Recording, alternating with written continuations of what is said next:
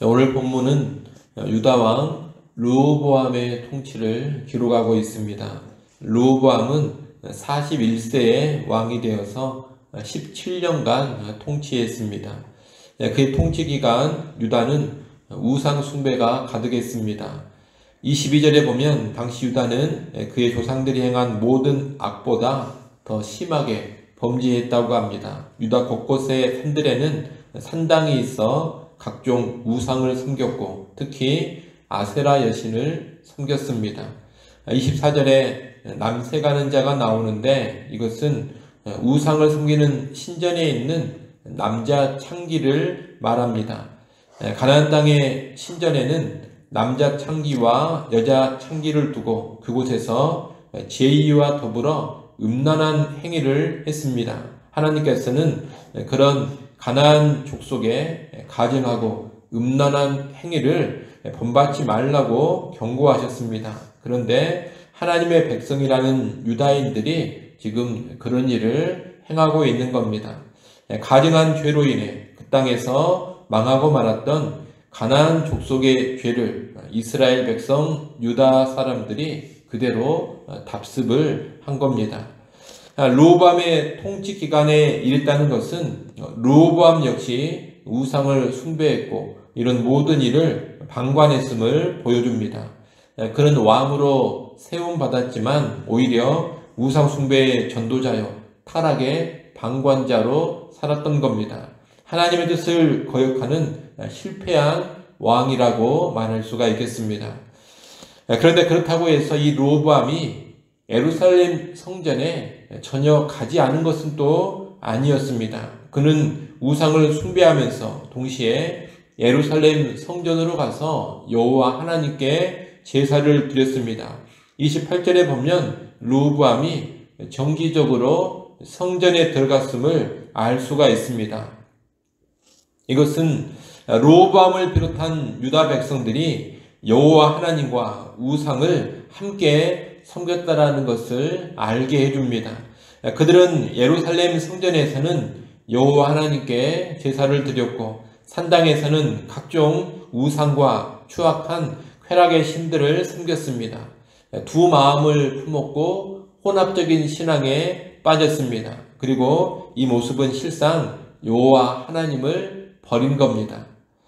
오늘날 우리도 예수님을 믿고 하나님을 섬긴다고 하면서 물질을 숭배하고 세상의 성공을 추구하는 그런 성공주의, 쾌락을 최고로 여기는 쾌락주의에 빠져 있으면 오늘 본문의 르호보암이나 유다 백성과 똑같은 삶을 살고 있는 겁니다.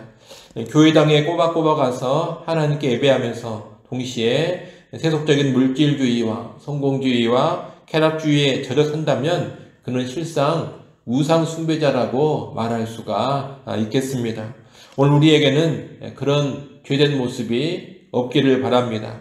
세상과 하나님을 함께 사랑하려고 하면 안 됩니다.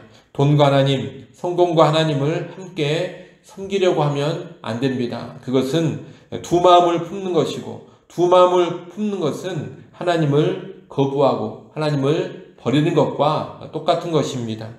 그러니 하나님 한 분만을 사랑하고 하나님 한 분만을 섬기는 참된 믿음을 가지고 있는 진정한 성도들이 될 수 있기를 바랍니다. 르호보암과 유다 백성들이 이렇게 가증한 죄 가운데 있자 여호와 하나님의 징벌이 임하게 됩니다.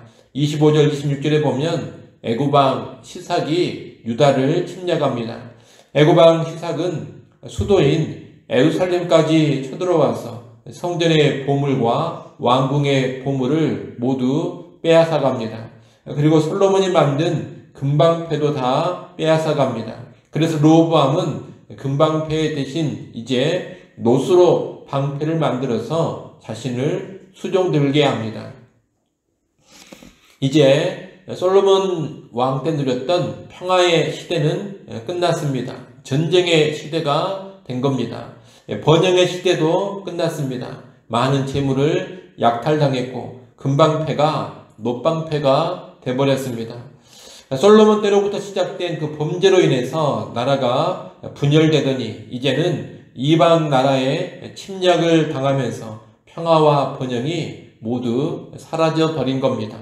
하나님께서는 범죄한 백성을 징벌하기 위해서 자신의 이름을 두겠다고 하신 성전까지 약탈당하게 하십니다. 그만큼 죄에 대하여서 하나님은 확실하게 징벌하시는 겁니다. 그리고 외형적인 성전만 붙잡고 있다고 해서 안전이 보장되지 않는다라는 것을 가르쳐주고 계시는 겁니다. 여러분, 아무리 외적인 성전을 붙잡고 있어도 형식적인 신앙에 빠져 있고 두 마음을 품는 신앙에 빠져 있다면 아무런 의미가 없는 겁니다.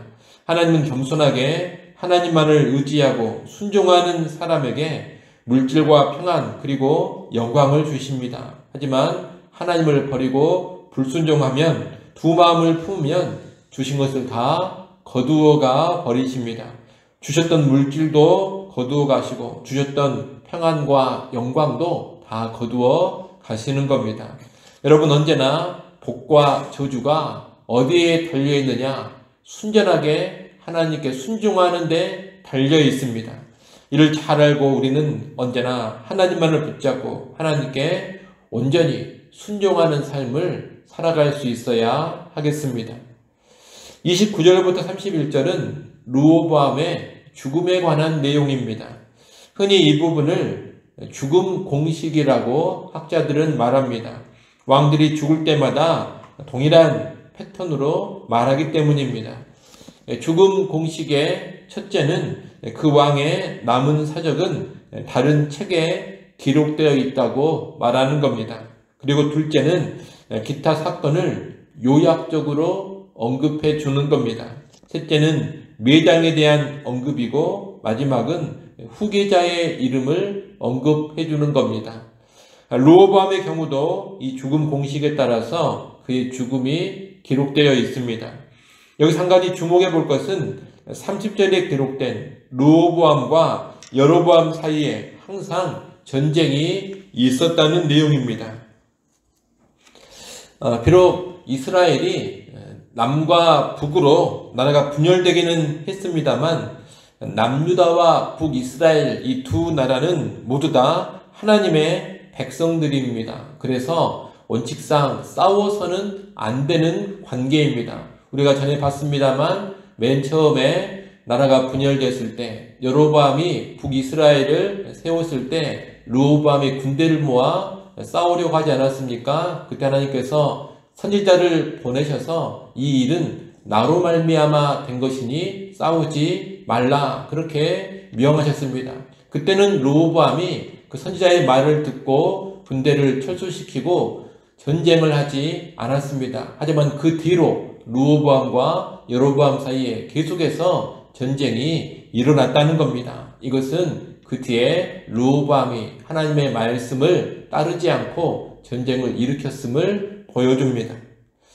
여러분, 하나님은 이 왕국이 분열되기는 했어도 두 나라 모두 하나님만을 섬기며 말씀에 순종하는 그런 나라들이 되기를 원하셨습니다.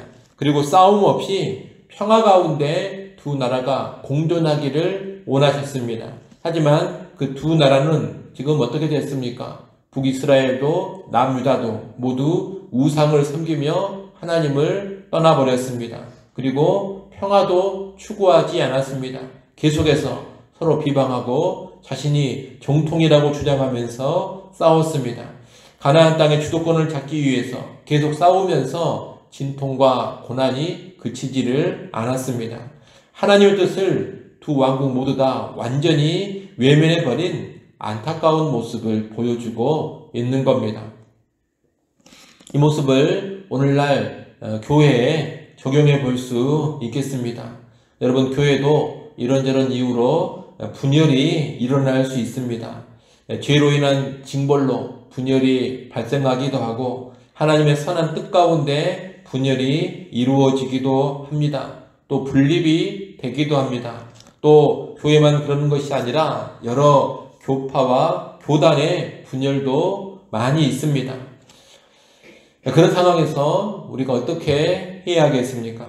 남유다와 북이스라엘처럼 싸움이나 하고 있으면 안 된다는 겁니다. 서로 비방하면서 정통성 다툼을 하고 주도권 싸움을 해서도 안 되는 겁니다. 하나님의 뜻은 무엇입니까? 분열이 되었다 하더라도, 쪼개지고 나누어졌다 하더라도 각각 하나님을 잘 섬기고 그 자리에서 순종하는 삶 살아가기를 하나님은 원하시는 겁니다. 분열된 각각의 교파와 교단과 또 분열된 교회들이 있다면 다 바른 신앙의 삶을 그 모습 가운데 살아가기를 원하시는 겁니다. 그리고 서로 간에 싸우지 않기를 원하십니다. 동일한 하나님의 백성이요 예수 안에 한 형제니 언제나 평화를 추구하고 평화로운 관계 가운데 있기를 원하시는 겁니다. 분열되었다 하더라도 이 원리만 잘 지키면 서로가 잘되고 함께 번영하게 될 것입니다. 하지만 그렇게 하지 않는다면 함께 무너지고 마는 겁니다. 우리는 이 하나님의 뜻을 잘 알고서 설령 분열이 있다 하더라도 그 분열된 가운데 하나님만을 잘 섬기며 서로 간에는 화평을 이루어가는 그런 모습을 추구할 수 있어야 하겠습니다. 그것이 사는 길이요, 공존하는 길이요, 더 잘되는 길입니다. 혹시 우리에게 그런 모습이 있다면 반드시 그러한 방향으로 나아갈 수 있기를 간절히 소원합니다. 기도하겠습니다. 아버지 하나님, 남유다 왕국이 르호보암의 통치 아래에서 혼합주의에 빠져버린 것을 보았습니다. 성전에서 여호와 하나님께 제사하고 산당에서는 각종 우상을 섬기는 그런 모습을 보았습니다. 이러한 모습을 오늘 우리가 심히 경계하게 하여 주옵소서.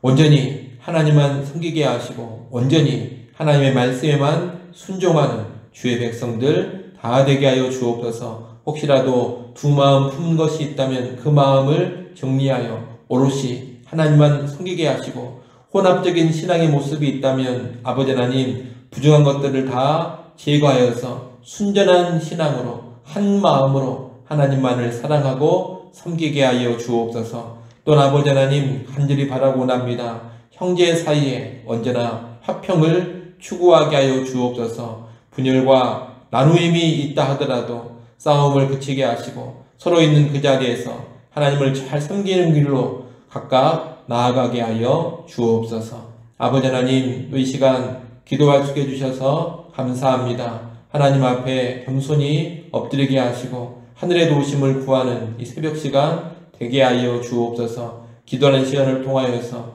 하나님과 더 가까워지게 하시고 기도하는 시간을 통하여서 하늘의 능력과 지혜로 덧입혀지게 하여 주옵소서.